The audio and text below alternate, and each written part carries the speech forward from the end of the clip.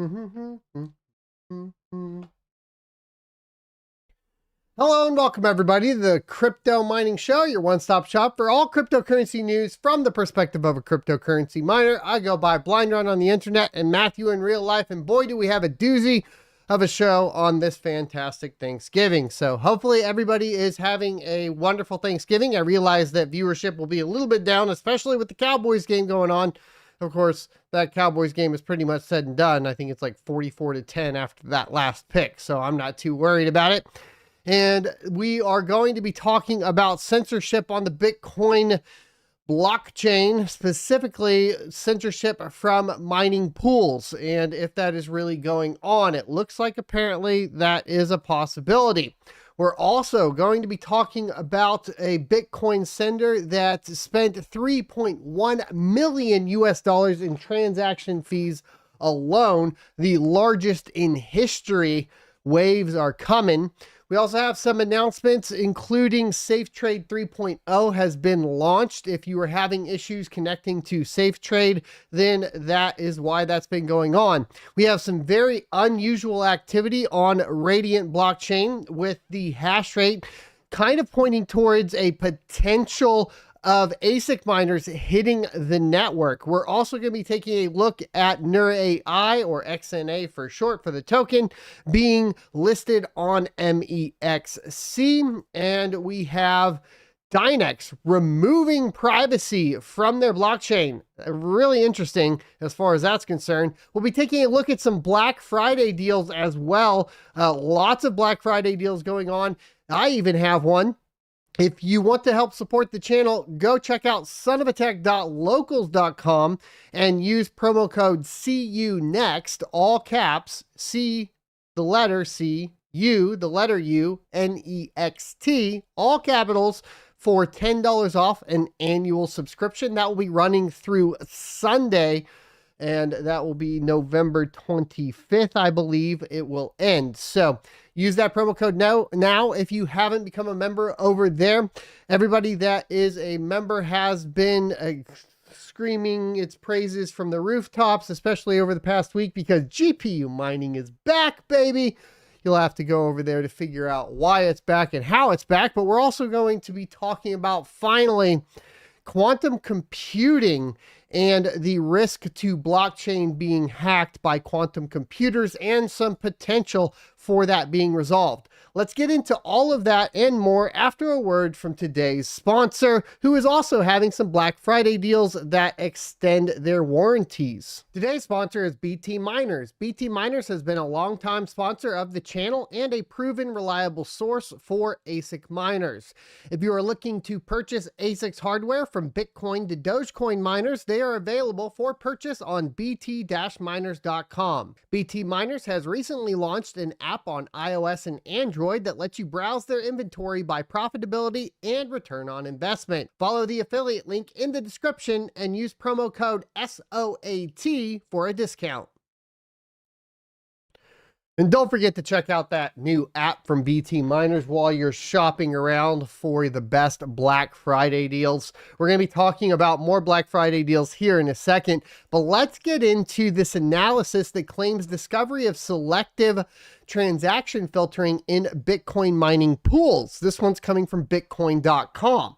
A recent analysis by OXB10C, a developer and on-chain analyst, has uncovered intriguing findings in the Bitcoin network. The study, which focuses on the mining pool's transaction selection process, revealed that certain transactions from U.S. Treasury sanctioned addresses were missing from blocks. This insight raises questions about the practices of mining pools and their influence on the network's censorship-resistant qualities. The investigation by this developer detailed incomprehensive reporting that scrutinized the activity of today's most prominent Bitcoin mining pools. It focused on 6 specific transactions linked to addresses sanctioned by the U.S. Department of the Treasury's Office of Foreign Assets Control, OFAC for short. This analysis is part of a broader project, the Developers Mining Pool Observer, aimed at detecting instances where Bitcoin mining pools may not include transactions that they could be mining. The findings suggested that a pattern of selective transaction filtering, a practice that could have significant implications for the network's decentralized nature. In September and October of 2023, developers Mining Pool Observer reported 6 blocks missing an OFAC-sanctioned transaction. These transactions were notably absent from blocks mined by 3 different pools, including Via BTC, Foundry USA, and F2 Pool. The study meticulously analyzed the transaction patterns and block compositions to understand whether these omissions were intentional acts of filtering or coincidental outcomes based on other factors like transaction fees or propagation times. The report concludes that the missing transactions in blocks mined by Via BTC and Foundry were likely false positives and not due to intentional filtering. However, this is where it gets interesting. The scenario was different for the transactions missing from F2 Pool's blocks. And check this out. Bitcoin's anti-censorship ethos surfaces after Mining Pool F2 Pool acknowledges a filter. So we don't need to finish this article because this was just presuming or assuming that F2 Pool was basically under suspicion. And it looks like after a blockchain sleuth reported that in that article, the Bitcoin mining pool may have censored a transaction from an address blacklisted by US authorities. Critics responded, and so did the project's co-founder. F2 Pool, the 3rd biggest Bitcoin mining pool, drew ire on social media after a report that it might be censoring transactions from an address subject to US government sanctions. One of the F2 Pool project leaders subsequently appeared to confirm the report, stirring up controversy since censorship resistant is considered by many Bitcoiners to be a cardinal principle of the largest and original blockchain. At the same time, many government officials around the world have expressed concern that blockchain networks can be used to finance criminal activity and terrorism, or freedom of the individuals that reside within those countries, of course. The Bitcoin development-focused blogger wrote November 20th that his Mining Pool Observer project detected 6 missing transactions spending from OFAC-sanctioned addresses. OFAC stands for we don't need to finish that. A few of the instances are likely false positives and not the result of filtering, the blogger wrote. The transactions missing from F2 Pool's blocks are, however, likely filtered according to the piece, which was cross-posted to the website Stacker News. A Bitcoin mining pool is where operators working to confirm transactions on the network join together to coordinate their efforts and then share any resulting rewards, typically with the goal of providing a steadier income stream. Because they end up controlling big chunks of the network's processing or hash power, their decisions can have broad ramifications, and participants in a mining pool can relatively easily switch to a different pool. F2 Pool is responsible for about 14% of mined Bitcoin blocks over the past year, the 3rd most after Foundry USA's 30% and Ant Pool's 22% based on data from blockchain.com. F2 Pool co-founder Sheng Wang subsequently posted on X, quote, "Why do you feel surprised when I refuse to confirm transactions for those criminals, dictators, and terrorists? I have every right to not confirm any transaction from Vladimir Putin, Xi Jinping, don't I?" The post has since been deleted. Now, from my perspective, obviously, this is a problem of individuals. I think here's the thing. A pool can, in theory, reject these transactions. I think we've always known that. The decentralization is what combats that, and other basically miners can pick up those transactions and pick up those blocks. The question I think I have is, can they still process a block but drop individual transactions? And then I assume those transactions move into a different block.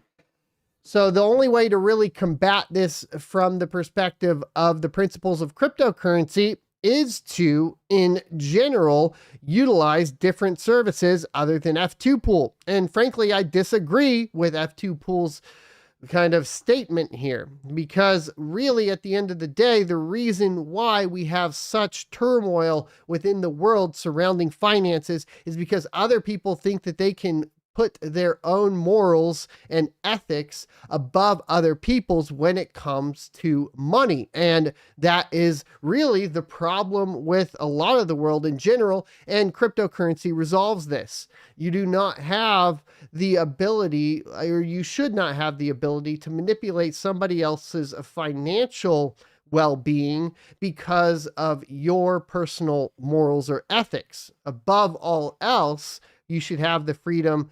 Every individual should have the freedom to control their own finances. And that's how I feel about it. So the internet and TCP/IP have failed this, he added. Bitcoin should learn from that failure. I completely disagree with him. So it does say to expect some blowback. Based on the replies on X, the community reaction was quite negative. The community has been in consensus on this for a very long time. You don't do it. And I agree, one poster wrote.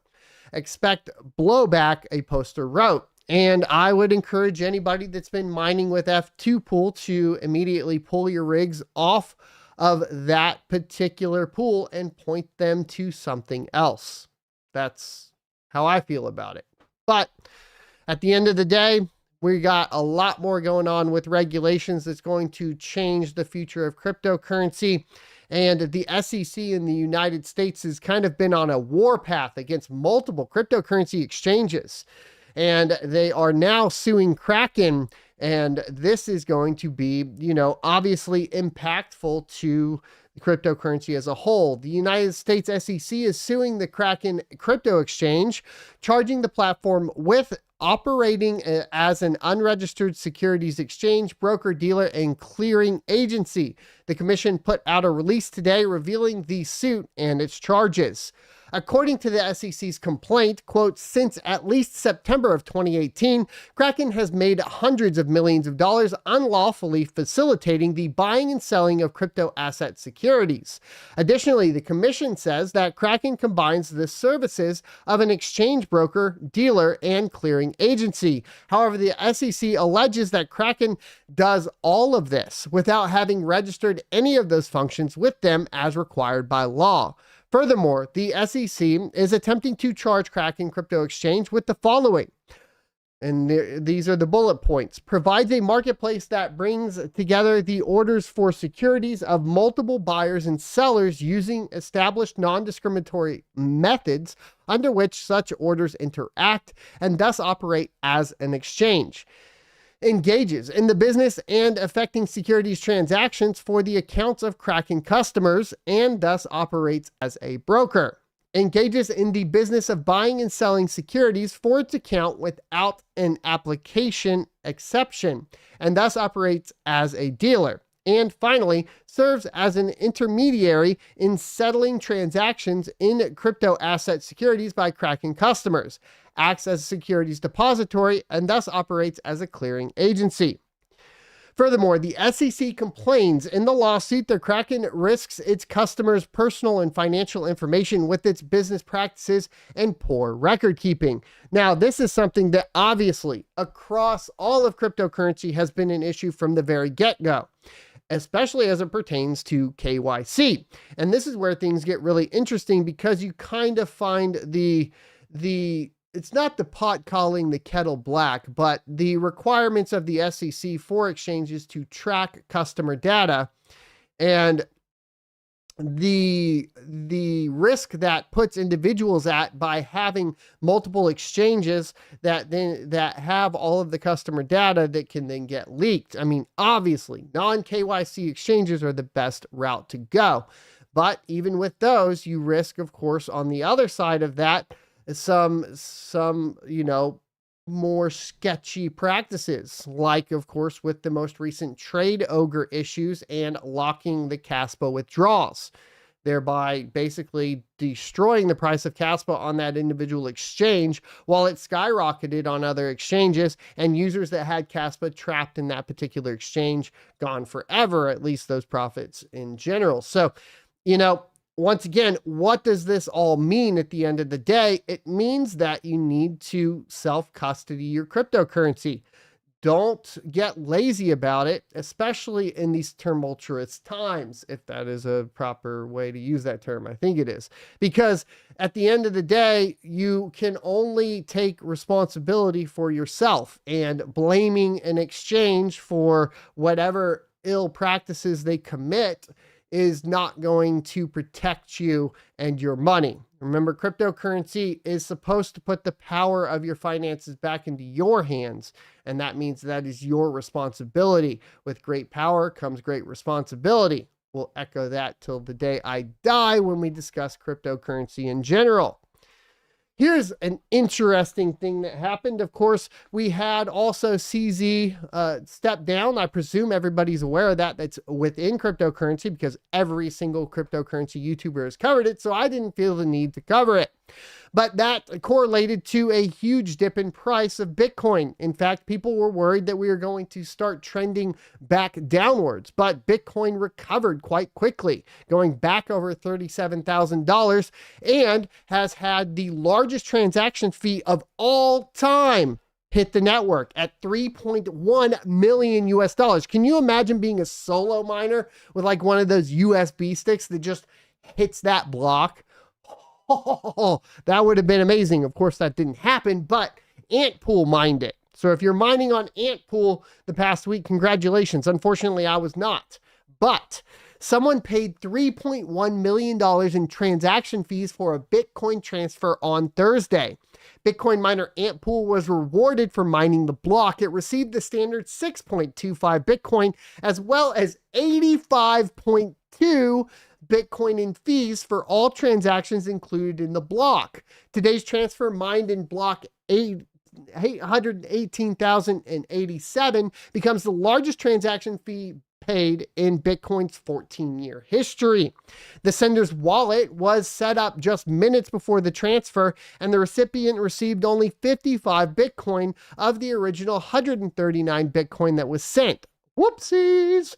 In September, F2 Pool returned a 19.8 Bitcoin fee that was mistakenly sent by Paxos. Antpool, a mining pool owned by Bitmain, has not published an announcement in relation to the overpaid fee. Recently, Bitcoin fees have experienced a significant uptick following increased activity around Bitcoin-based NFT project Ordinals. However, this transaction appears to be an individual error instead of a wider market impact. Speaking of how fees, though, impact the halving cycle of Bitcoin, it's important to note that once we get the fees up to the level of the base block reward, we will break out of the traditional 4-year halving cycle. I think we're still quite a few years out from this, but with the onset of ordinals on the Bitcoin blockchain, this could definitely accelerate us breaking out into a macro cycle and leaving the 4-year halving cycle behind. Will that happen this time? No. Will it happen in the next halving? Possibly. It'll be interesting to follow this along, because at that point, you will definitely be not playing the cycle game anymore. If you want to learn more about playing the 4-year halving cycle game, please check out my crypto e-course at sonofatech.com. And that also includes a month free of local status. Now, some people were complaining about Safe Trade being down over the past 24 hours or so. Don't worry, this was expected. Safe Trade 3.0 is now live. It's a fantastic non-KYC exchange that I've utilized quite a few different times for a lot of those shit coins floating around in my altcoin mining bags. Trading is now live on Safe Trade 3.0 and working better than ever. A few minutes ago, they restored liveliness to the trading screen. No need to refresh the page, which is awesome. And the pace of trading and volume is picking up quickly, with our system showing no signs of strain whatsoever. It was not a flick of the switch, they go on to say, as many will know, placing orders over the last few hours. There were many configuration steps to reach this level of performance, and performance will be ramped up even further in the coming days, although it is already orders of magnitude faster than the previous platform. We again thank you for your patience and understanding, and we're bringing many things online, including various forms of API access, which I'm definitely looking forward to because I was already playing around with their API previously. And their primary focus now returns to wallet processing, deposits, and withdrawals. So hopefully those will get better and better. Space Mesh wallets are back as part of SafeTrade, which is a big deal. Cubic is launched on SafeTrade. You got instant Cubic withdrawals on SafeTrade 3.0, which is a big deal. I know Cubic has been blowing up and definitely blowing up on crypto Twitter. So SafeTrade is definitely at the forefront there. USDT Tron deposits and withdrawals are now live, so you can utilize Tron for those nice low fees and speed of transactions. And ETH USDT and ETH are live on SafeTrade 3.0 now, as well as more stuff. We already covered the Cubic, the Tron deposits, all that sort of stuff is all included on here. Space Mesh, lots of crazy stuff going on with SafeTrade, so I'm definitely excited to see that from them. Let's talk about something weird that's going on, guys. So a couple weeks ago over on Locals, I posted that I got a tip off that what has happened with Caspa is about to happen on two different networks, one being Radiant and one being Alephium. Now, the idea behind this is that FPGA miners are starting to discontinue mining Radiant and Alephium. Now, this is kind of twofold. What you see in the FPGA mining market goes as such. A private bitstream comes out that they sell to large FPGA farms. Those large FPGA farms then mine it. When they have built up a bag big enough for themselves, what they do is they then release that particular bitstream to or through like a K1 or something like that, like a more public bitstream. And then it has like a high fee. And then they start selling off their old FPGAs to replace with newer, more powerful FPGAs. So once that's complete, this usually starts to mark the signal of ASICs coming online. And it looks like this might be a potential of ASICs starting to hit the network on Radiant, because K1 pool is starting to have huge spikes of up to 15 terahash per second randomly and getting tested over and over again. These definitely aren't FPGAs on Radiant, at least to my knowledge, especially as I do know for a fact that a lot of FPGA manufacturers are starting to, and miners are starting to dump those older FPGAs onto the market. And we have a public bitstream now for Radiant. So what we've been seeing on Radiant here up to this date has really been FPGAs already on the network. And this is starting to look extremely suspicious.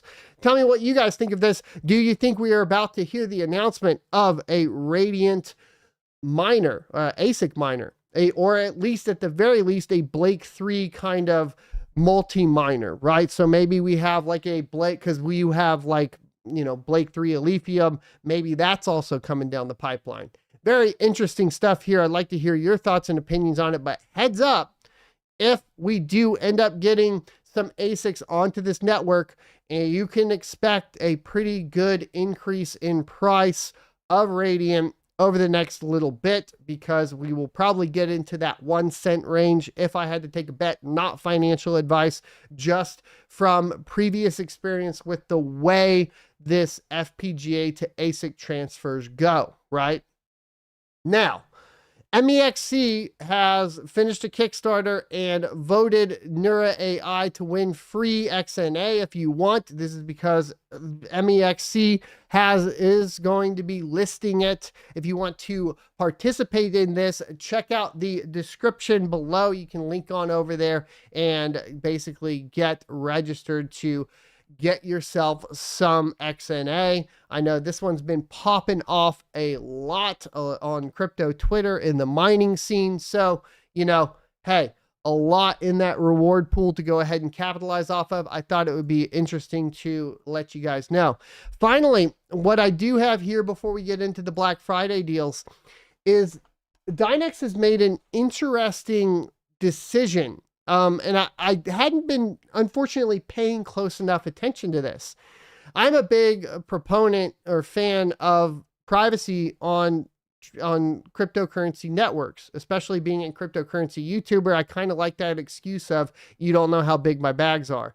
And it's kind of like twofold, right? Like I like to show examples or whatever, but I also like to make sure that I'm not just like getting completely doxxed on what my bags look like all the time.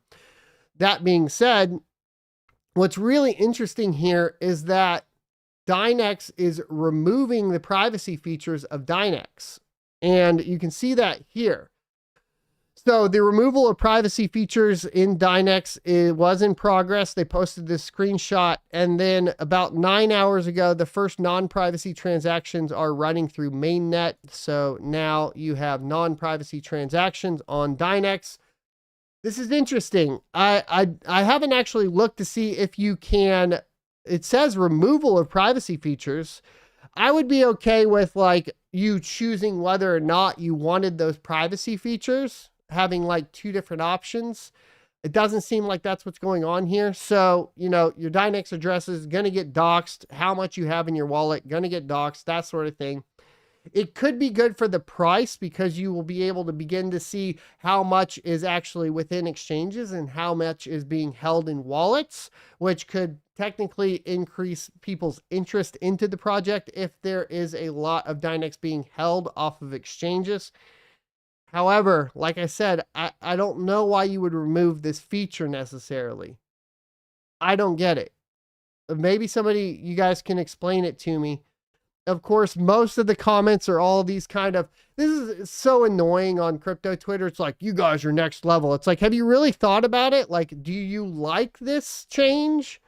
You know, like, I don't know. I get so fed up with like fanboys of individual cryptocurrencies never questioning the developers because it's just rampant. It's rampant. People putting the K's in their names and the DNX and the ETH and the whatever it is, trying to shamelessly pump up their own bag. It's fucking bullshit, dude. And it's so stupid.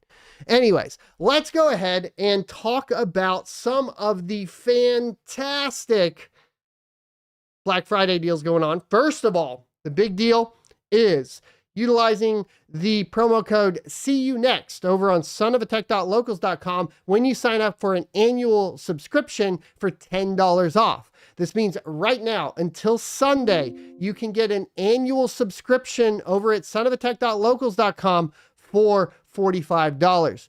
Multiple members yesterday, after following new guides that are exclusive to locals, made thousands of dollars yesterday off of my tutorials over there. This is also where we posted most of the information originally from Caspa. This is where we have posted a lot of the kind of ahead of the curve mining nerdy guides, etc. So much value there. The community is amazing. So you can pick that up right now on discount for the yearly subscription. Please check it out. That would be appreciated. Next, though, we have some interesting deals from Intel.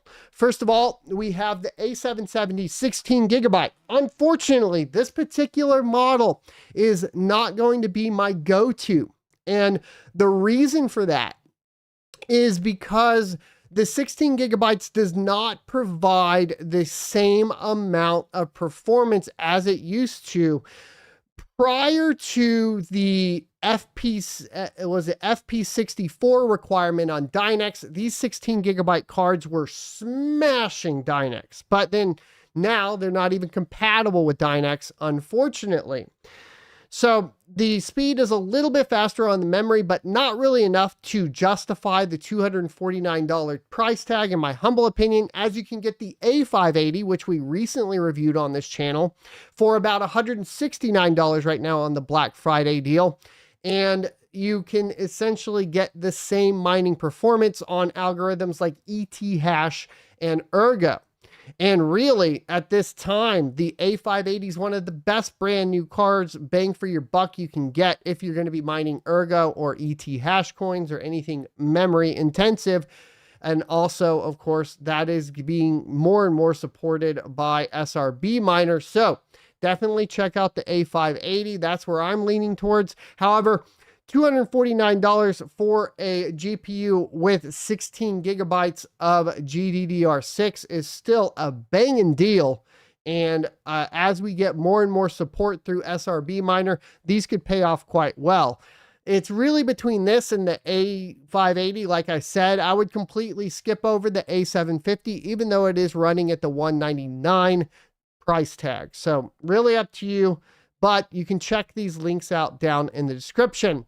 CPU mining is absolutely going bonkers thanks to Zephyr. Now, you guys know I'm a GPU miner. Go check out Rapid Mining for all of the CPU mining goodies. That being said, a massive discount right now, 61% off the Ryzen 7 5800X 8-core 16-thread CPU. This is going for $174 right now. And the incredible thing about this CPU right now, you want to see this? You are talking about making $3.19 a day after power at 10 cents a kilowatt hour on Zephyr. So what does that end up looking like? $174 divided by $3.19 will put you at 54-day ROI, under a 60-day ROI on this particular setup. It is important to note, though, that you will need to purchase a motherboard and memory. And for Ryzen, you need to purchase dual channel. Now, with the dual channel kits, what I've been purchasing are the 2x4 3200 megahertz cheap memory. That way we get the dual channel going on. That gets the best performance out of these Ryzen CPUs and only runs 8 gigabytes of memory and will smash these coins like nobody's business. That being said, the other thing that you have to pick up is a motherboard, and they do have the B550 motherboard right now from Gigabyte on sale for 31% off at $89. You can check that out in the description. So even what we start to add up here, if we take the 174 plus the 89, and then let's say we spend $30 on memory, and you can plug this up to an old power supply if you have one. If you need to purchase one, you know, you can get those pretty cheap as well, maybe another $30. You're still under a 100-day ROI on these particular units. So, you know, consider smashing these and grabbing them if you are interested into getting into CPU mining. It's pretty good. The 5800X, yes, you will need to do the cooler. You can get those for like 15 bucks or whatever. Still pretty good. All right, so let's go ahead and talk about Space Mesh, as they have released version 1.7.2 or 1.2.7, excuse me. They changed a few things. They fixed allowing signing messages without having to run a node. And they fixed making the wallet file guards less strict and display information nodes by errors. They tweaked hide wallet only from GUI. They removed get coins button from the main menu. And they tweaked the display syncing ATXs and sync malicious proofs statuses. And all of that has been included in this. I think this is separate from SMAP, or no, this is SMAP. So to download the update, all you gotta do is open your SMAP application. In the bottom right, it'll say there's a new update. Click the update button. It will update it and reboot it for you. Pretty straightforward as far as that is concerned. So we do have a new SMAP that is out. Definitely wanted to cover that real quickly. Now, it appears that the testnet is being shut down on Caspa and will be relaunched for the 10 blocks per second. That's important to note right now, especially as you have that decline in price on Caspa. And this will affect, you know, people's perception on it. Just keep in mind that this is what is being worked on now. You can go check out the GitHub if you're interested in all of the suggested changes. They are targeting an internal relaunch to verify the fixes on December 2nd with gradual load increase and growing mempool pressure.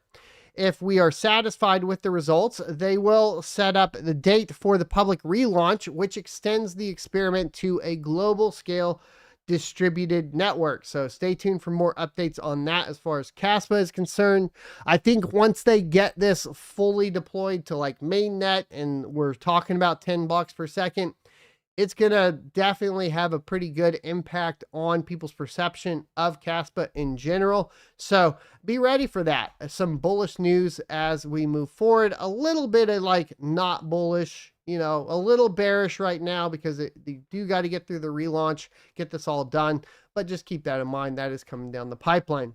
Another Black Friday deal I wanted to mention to you guys. I confirmed with Coastal Crypto that my promo code will always get you 6.9% off, which is really interesting over at Coastal Crypto mining.com. And that is because I have been working with them for a long time, and I really gave them the initial legitimacy they needed to really spin up their business. So I'm super happy that they have found a ton of success shipping millions of dollars worth of miners and to satisfied customers that watch my channel. And I will get a kickback, of course, if you use that promo code SOAT, and you'll get 6.9% off through Sunday, I believe it is, which is a massive discount. You know, on some of these miners, if you took into account like an S19K Pro and you took 6% off of that, you're going to be like in a pretty good spot as far as the pricing goes, right? So 19...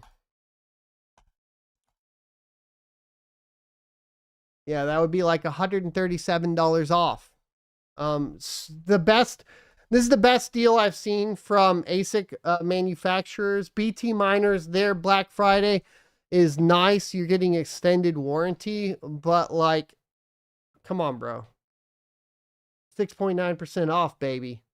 So if you were looking for Black Friday deals on ASIC miners, check out coastalcrypto.com. I'll give you guys a little sneak peek. I have turned on my entire GPU farm. You can see over here, they're actually mining. There's the power consumption on them. And you can check out locals if you want to figure out what I'm mining and how I'm doing it, because we've posted it over there. You'll get a little hint though, right? What I want to talk about here next is a really interesting project. And the reason why this is important is because we have the threat of quantum computing being able to crack the blockchain. And so there are now projects starting to release that are going to be figuring out how to secure blockchain against quantum computing. And one of them is a new project called Abelian. The cryptocurrency market is anxiously watching the development of quantum computing, as quantum machines can solve certain mathematical problems 1 billion times faster than today's computers. All the encryption protocols used by the internet as we know it today can potentially be broken by a working quantum computer. While it would take a conventional computer millions of years to decipher the cryptographic keys that protect most online communications, a full-scale quantum computer could compromise internet-based financial transactions and popular text messaging platforms in less than a day. So going down though, what this is about is this project is aiming to resolve that. So given the capabilities of today's quantum computers, this arrival time may still appear to be quite way off in the future. However, quantum computing technology is progressing very rapidly. So unfortunately, decentralized networks are also included in the list of potential victims, as quantum computer could break at least one basic cryptographic primitive backing most existing blockchains, i.e. the digital signature scheme. Everyone fears that quantum computers will easily hack blockchains, including Bitcoins. This means that all digital assets could be at risk. They say are at risk. I would say could be at risk. I still think it's way far off, by the way, but it's important to note that we do have people working on solutions to this potential issue. So the thing that's going on here is Abelian has already established a strategic partnership with Draper Dragon, a crossover border venture fund that looks for early stage companies capable of disrupting the industry landscape, and the project is expanding rapidly. Excuse me. The mainnet for Abelian's cryptocurrency Able was launched in March of 2022 with 4 nodes. By July, it had expanded to 400 full nodes with the miners all over the world.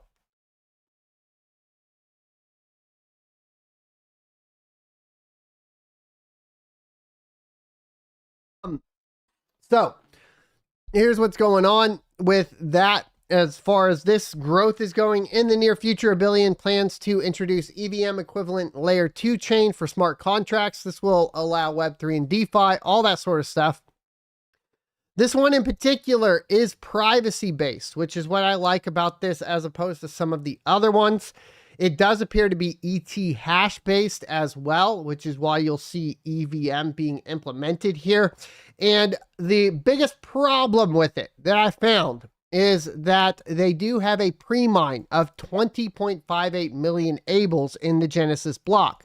So that's 9.14% of the total supply. The block frequency is 256 seconds, and each era is 400,000 blocks with 10 eras total. And it will basically be halving every 3.5 years, with the first era being 256 Ables per block reward. So that's what's going on with Able, a new mineable cryptocurrency. It is a modified ET hash. You're not going to be able to go basically spin up an ET hash miner and mine it right now.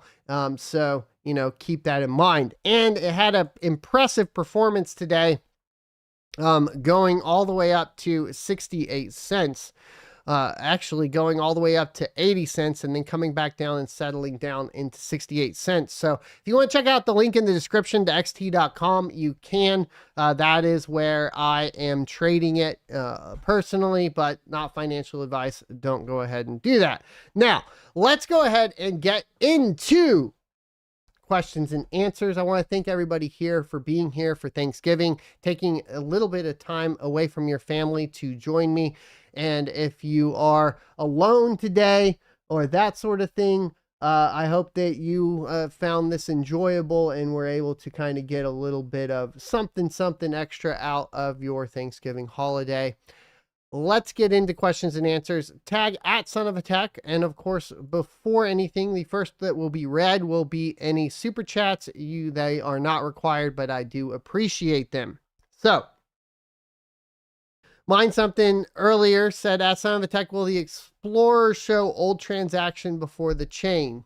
I do not know. That's an interesting question. I think that's in relation to Dynex moving to privacy or removing privacy, which is a good question.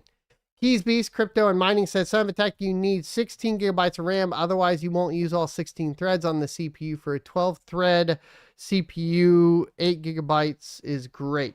I'll test that. I never have had that issue with XM rig. I've always used 8 and hit the targets.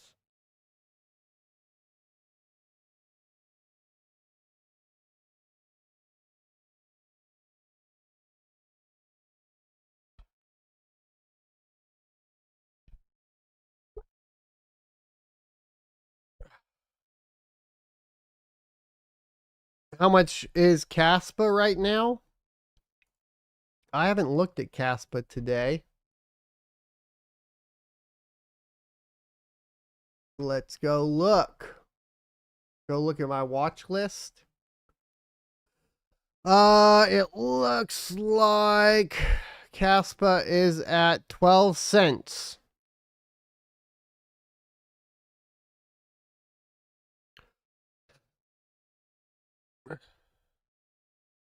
Biggest gainers over the past week is Nur AI, XNA, Alephium, Neoxa.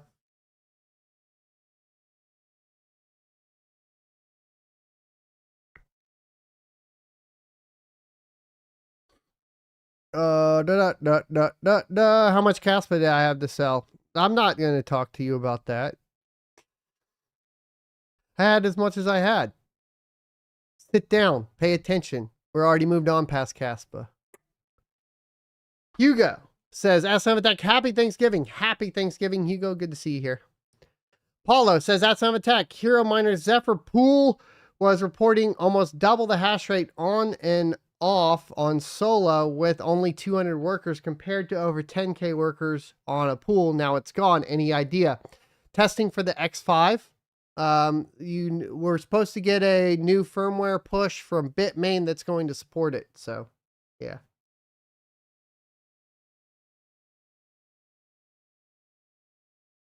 Seven Hugh says, at Son of a Tech, Able had the dev Baker, Alicia, etc. pools taking 30% fees. Up until, yeah, I think they just removed that. And then there's also ablepool.io.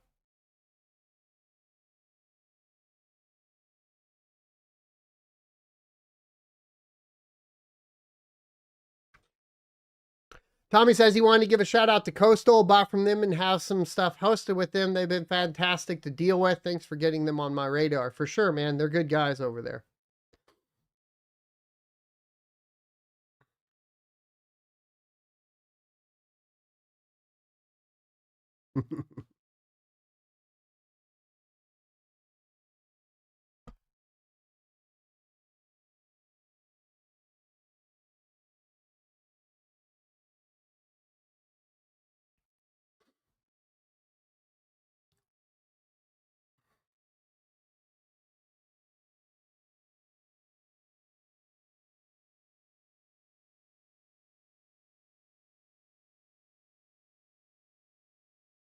Mine something says Rabbit seems concerned Zeph could create a void for CPU mining on CPUs like ETH did to GPUs. Thoughts? He's probably correct.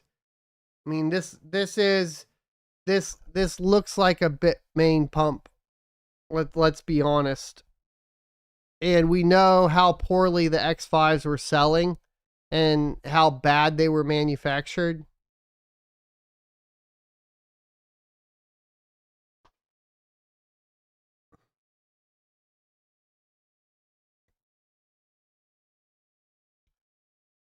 Did Coastal get new credit card processor for Black Friday sales? I don't know. I don't know if they did.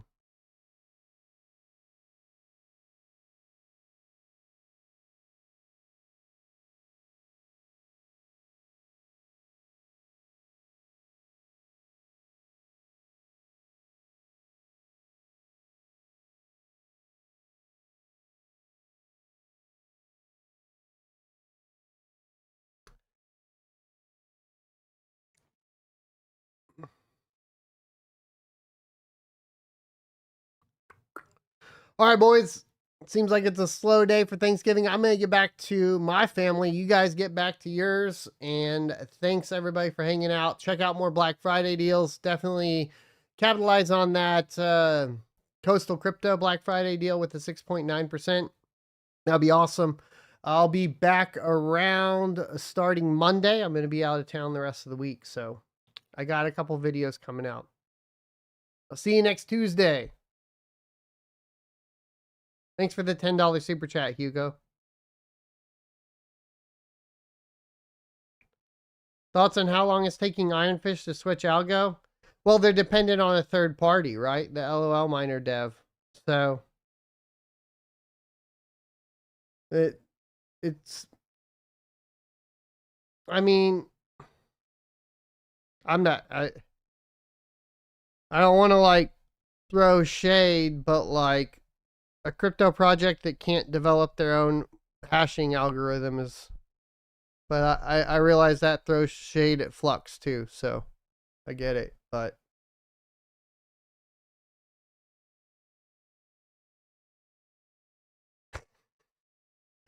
that's what you get for not knowing how to do your own shit. I'll see you guys next Tuesday.